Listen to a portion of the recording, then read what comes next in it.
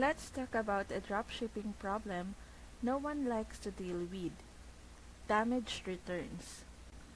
Not just unsellable items. I'm talking about when a product you sold ends up back in your hands because it injured someone or damaged their property. That's a whole different level of risk. When a customer sends something back, you might think the transaction is over.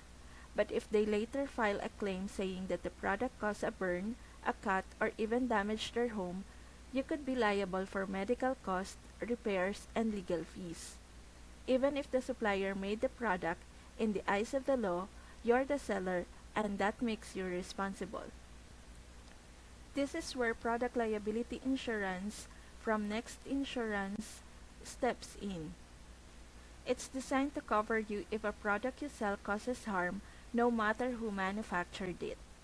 That means if a customer claims your product was defective or dangerous, your policy can help pay for legal defense, settlements, or judgments.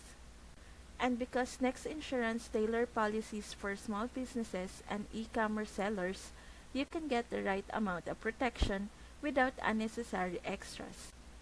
They know dropshipping risk and offer affordable coverage options. You can sign up online, customize your policy, and be protected almost immediately, so you're not left exposed while waiting an approval. Don't take chances with damage returns and liability claims. Click the link in the description to get your product liability insurance quote from Next Insurance today.